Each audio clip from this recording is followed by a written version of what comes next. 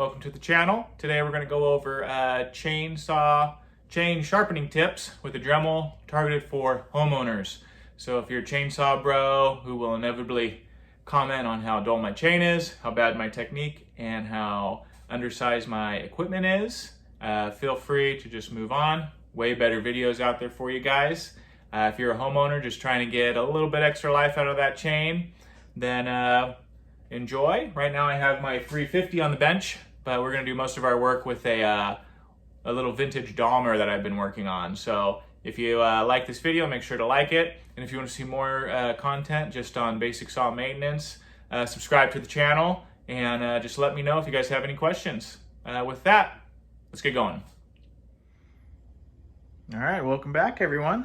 We're gonna get to sharpening and cutting with the old Sachs-Dolmar 100 plus a couple of the vintage Homelites I have. But before we start doing the chain sharpening extravaganza, we got to fix right here.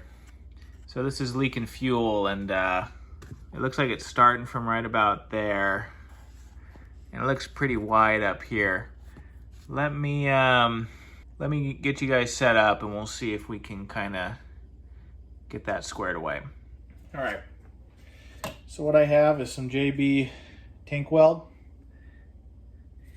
I'm gonna try to take some of this, roll it into like a nice little rope, and see if we can shove it in this hole here. But before we do that, let me just get some carb cleaner. Let me get some carb cleaner in here and get some gloves.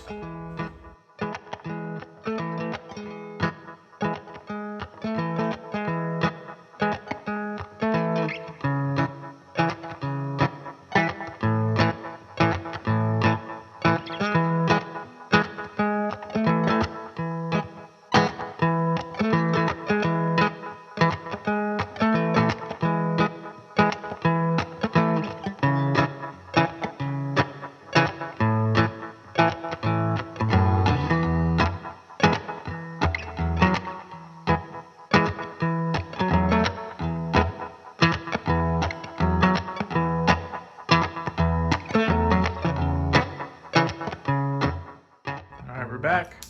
The repair has sat for a couple of days to dry. I have just filled this thing up with some gas. We're gonna see how that holds, as beautiful as it is, but I'm already seeing a little bit of shine, so I think we still got a leak on our hands. So I have that thing topped off. We'll see how bad it gets. Again, it was barely weeping before, so I don't know, let's sharpen this chain up and see how it looks after. I'll try not to touch it. Let me get this thing set up.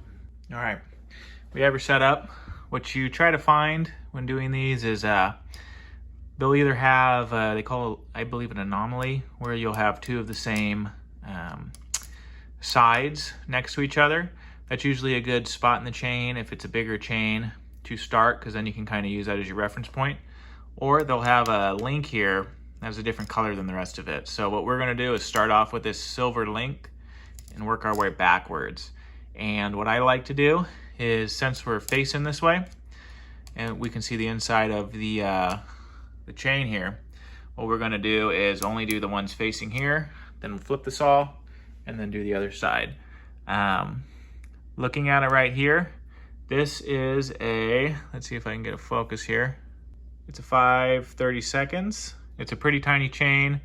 These things right here are, it's a pretty tiny little chain, and these things right here are anti-kickback. So usually with the homeowner chains, everything's gonna be a bit smaller, so that way it just doesn't grab as much.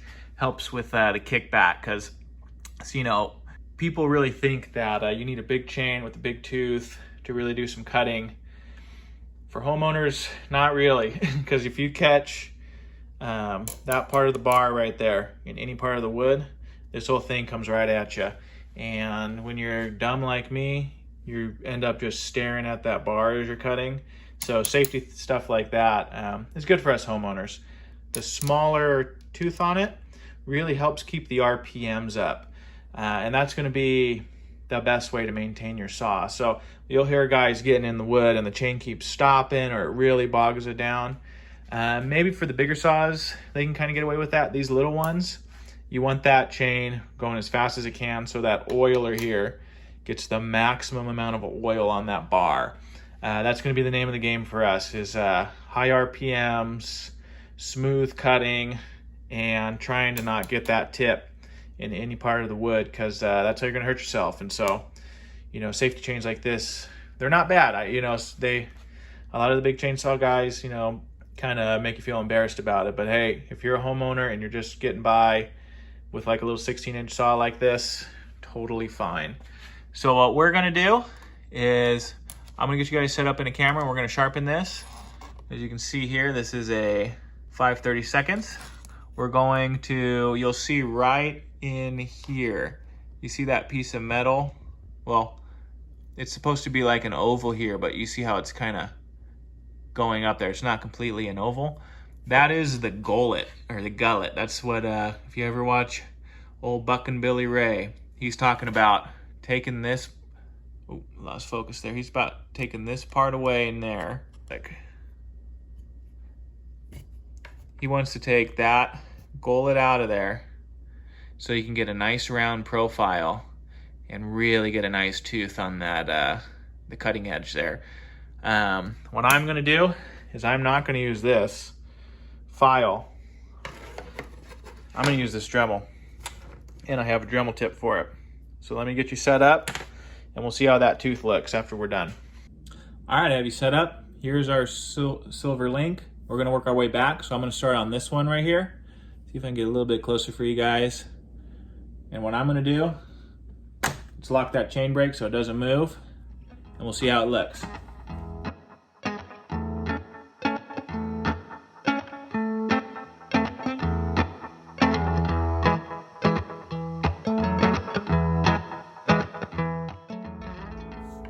Looking right now.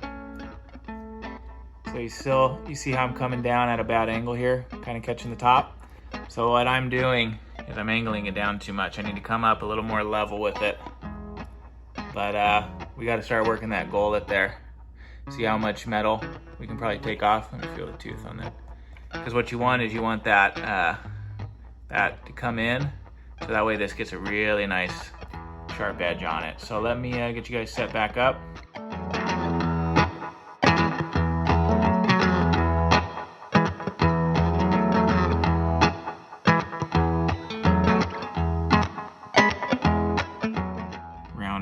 There's a little bit of a meaner edge to it. Now I definitely left some dangling there. I could certainly take that.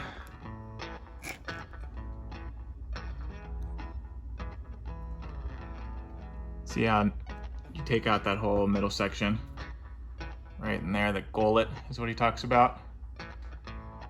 The Dremel just takes a lot less time when you have cheap Amazon files.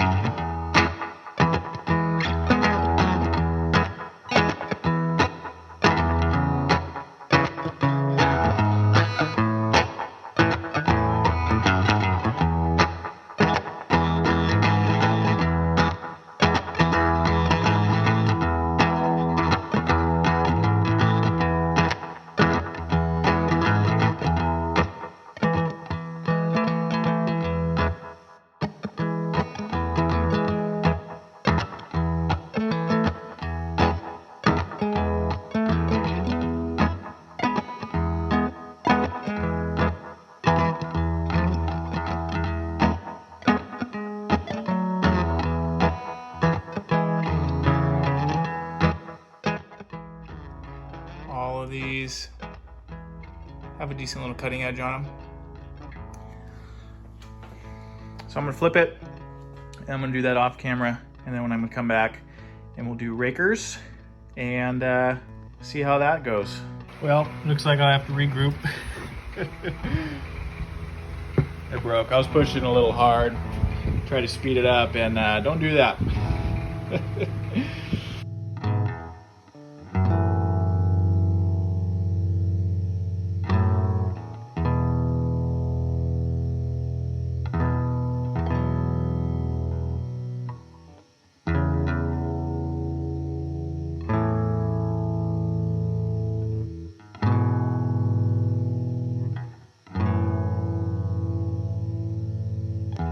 So the chain and everything looks to be pretty set.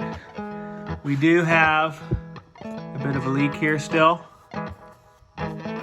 Very, very small amount. I think that'll be fine for running. I'm not sure where it's coming from. It looks like it's still kind of coming from back here. I wonder if I cleaned it up and got a little more JB weld in that nook there. That'd probably help out. But what I'm gonna do is I'm just gonna dump out that gas so it's not, you know, it's not collecting in there. And then when we go to run it, I'll just put it back in. But yeah, let me get this put away for now. I will go get the Homelites sharpened up.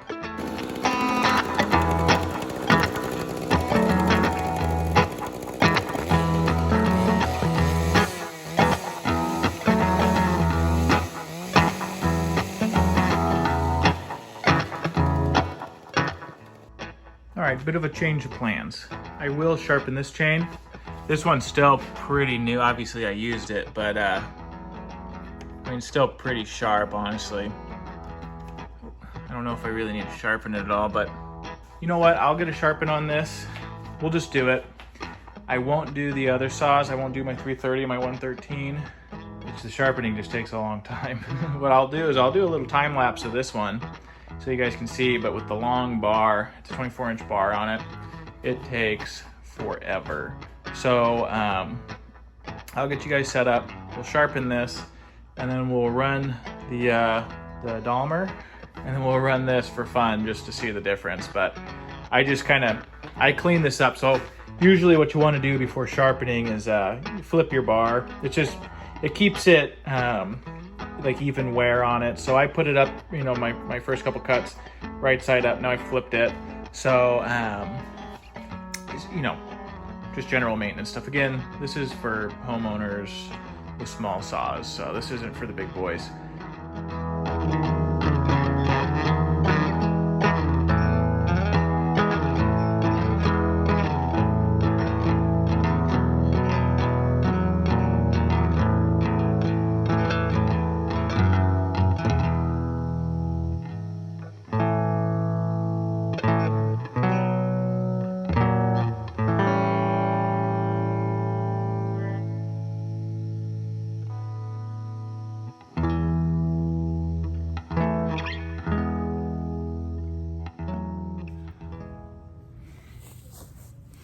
All right, I have the Dolmar here. Let's see if you guys can see it. Have the Dolmar. Haven't started it up yet. Just put gas and bar oil in it. Chain looks to be okay tension. We're gonna check it. I think the diaphragm in it is still a little crunchy, so it might run a little bit lean. I'll probably do some tuning before hitting the wood, but then we'll get it through some wood and see how it sounds.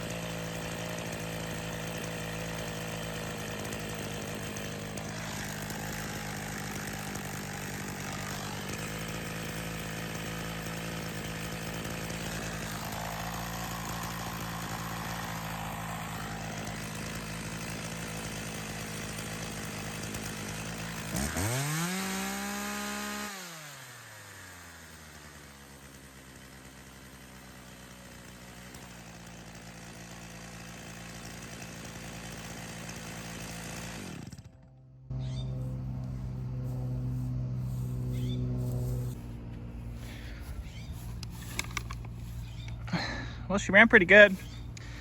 Take my earphones. She ran really good. I will say the clutch is probably a little on the weak side. That's why the chain keeps moving when it's idling, but as soon as you put that chain brake on, it seems like it's just fine. I don't see any sort of like bogs when moving the engine around, so I think that the seals are coming around. I think this is a really good saw. See how the fuel leak situation's looking. You know, I'm not really seeing anything. You know, I saw some up here, which tells me something might be leaking in there. But down here, I don't see anything like it was. So I think if you drain the tank every time you use it, or when you're done using it, I think it should be fine. Again, it's an older saw. Let me get out of the shadow here. Again, it's an older saw, so there's gonna be some funky bits here and there, but I think that the engine and the carburetor seem to be working beautifully. And that chain was cutting really well. Again, it's a really small tooth, but that's still pretty sharp. So let's bust out the big boy and get another piece of wood here and see what a real power saw looks like when it's cutting.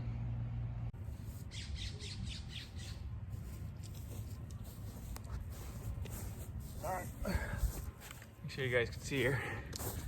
It's super bright out here.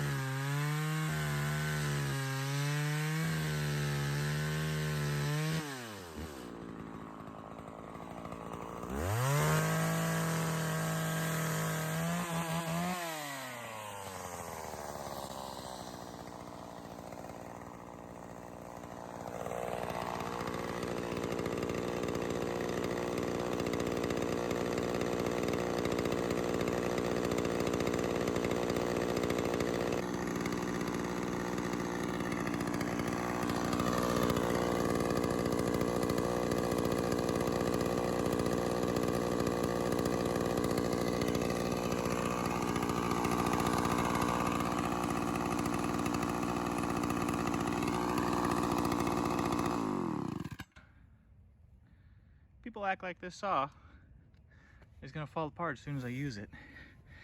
I mean, yeah, that's not the biggest piece of wood, but I've ran this thing through 2-foot oak. So I mean, and listeners, I mean, you see that compression? Just trying to turn it over, like.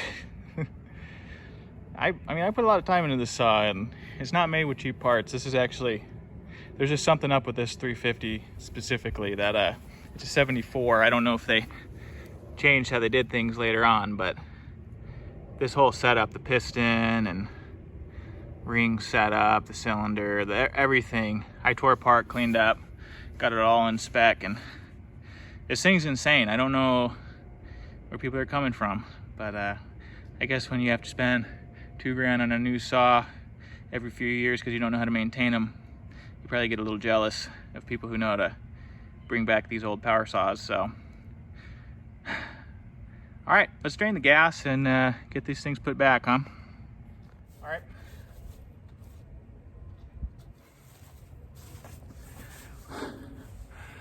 So every time you're gonna store them, you wanna drain at least the gas and run it through the saws. But I like doing the bar oil too.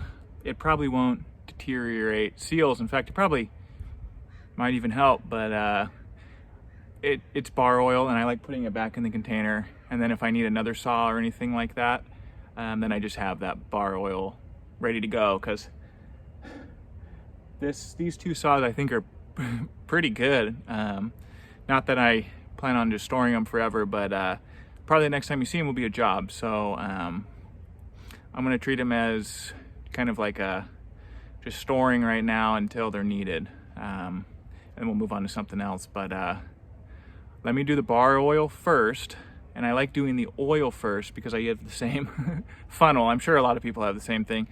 And if you do the oil first and then you do the gas after, some of that bar oil will probably go into your premix if you put it back in the same can like I do, and it's fine. If you do gas first and then bar oil, then you'll get some of the gas in the bar oil. It just thins it out, and really no need to when you can do it the other way, and it'll be just fine. So what I'm gonna do is the bar oil for both saws first, and then we'll do the gas, and then I'll show you the run out procedure for both. Ideally it'd be nice to clean up this area, but what are you gonna do?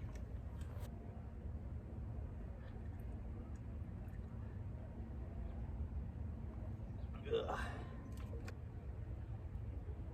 So it runs out a little bit better.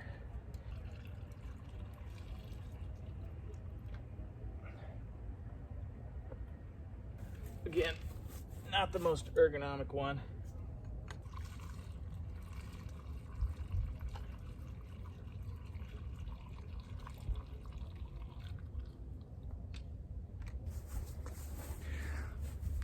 All right, so now they're out of bar oil and gas.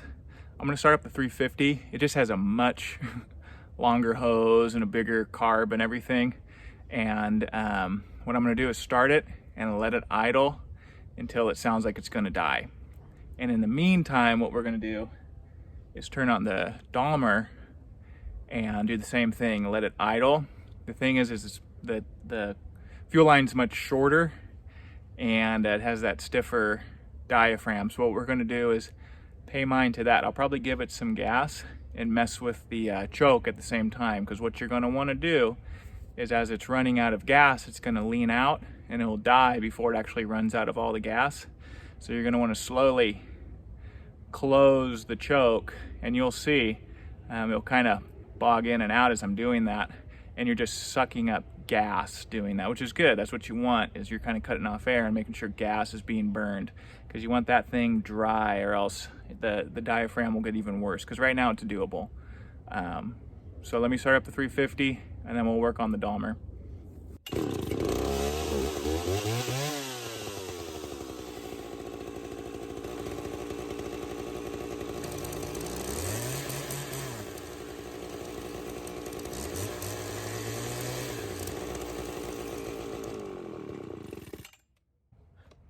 Perfect timing. So I think this one's out. We're gonna check it.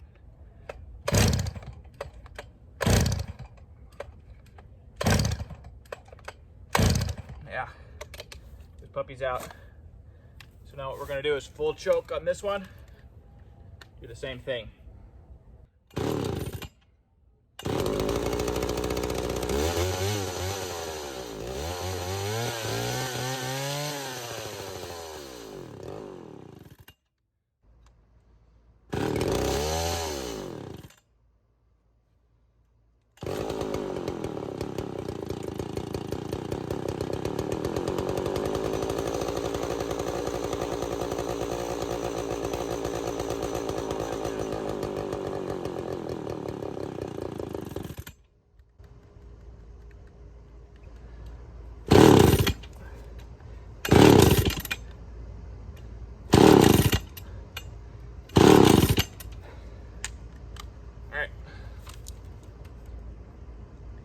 All right, thanks for joining. So I'm gonna get these put away, mark them as good to go.